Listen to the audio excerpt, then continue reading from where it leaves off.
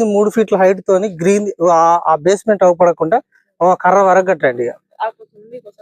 కట్టాల్సిందే. ఇప్పుడు వాళ్ళ గురించి మనం ఇబ్బంది పడాల్సి వస్తుంది. ఇప్పుడు అది ఎంత కట్టాలంటే హైట్ కూడా మనకు ఒక 3 ఫీట్ల కట్టుకోండి. ఇంత అయినా ఇది మన మీద పడుతుంది. గోడ ఎంత కడతారు? అయినా అయితే మాకు సంబంధం లేదు. మనకు ఓన్లీ ఇది కావాలి. మనకు ఇది కావాలి. పునాది అవపడద్దు. ఇటుక కూడా లేస్తుంది కదా, అది లేవని మనకు సంబంధం లేదు. మనకి ఇది పడద్దు మీద. ఈ గోడ అనేది మన ఇంటి మీద పడద్దు. నువ్వు ఇంట్లోకి వెళ్ళి బయటకు వెళ్ళాక ఈ గోడ అనేది చూపబడద్దు. అనుకుంటే ఇంత ఎత్తు కట్టుకో. మ్యాట్ 3.5-4 ఫీట్లు కట్టుకోవచ్చు. కట్టుకొని అక్కడి వరకు కట్టాలి. కట్టాల్సిందే అంతే. ఇప్పుడు చెప్పండి.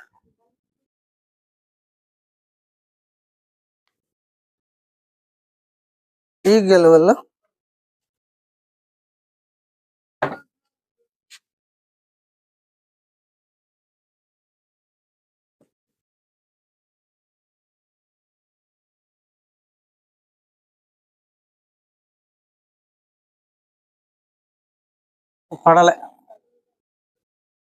పడలే.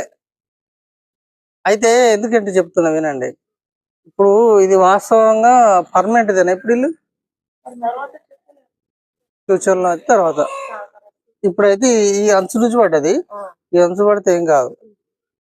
ఇటెళ్ళి ఇంత ఉంటే మాత్రం కొద్దిగా ఎఫెక్ట్ ఉండదు. ఆల్రెడీ ఈ అంచు కరెక్ట్ గా ఉంది. ఏం కాదు, కంగారు ఏం పడాల్సిన అవసరం లేదు. కాకపోతే ఇక్కడ రేకులు వేసారు చూసారా. ఇప్పుడు ఉత్తర స్థానం నైట్ బాగా ఇబ్బంది అయినట్టు గాళ్ళు బాగా వచ్చినాయి నైట్. ఇది కిచెన్. ప్రాబ్లం ఒక మాట. ఈ 2 రూములు 14 ఇంచులు కూడా. ఈ 2 14 ఇంచులు కూడా అయితే అప్పుడు ఇది ఖాళీ స్థలం. తర్వాత మేము ఇది కొన్నాం. ఆ తర్వాత వంటలు కట్టుకున్నాం, కిచెన్ కట్టుకున్నాం. అయితే ఇది 9 ఇంచులు కూడా వచ్చింది. ఎక్కువ ఇటు ఉండాల్సింది కదా, తక్కువైంది. అది తక్కువైంది. ఇటు ఎక్కువ పెట్టేసింది. మనకు అప్పుడు తెలియదు. 14 ఇంచులా? అది 14, ఇది 9. అలా అవతల పోతే ఆ 2 రూములు సిమెంట్ పిల్ల 7 ఇంచులే వస్తుంది. అట్లా 3 అయినాయి. అయ్యో, మరి కిచెన్ ఇబ్బంది అయింది.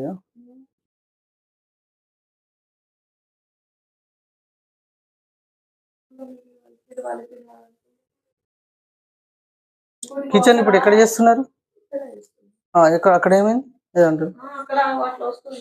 పలుగుల్లా మట్టి పుట్టలెక్కన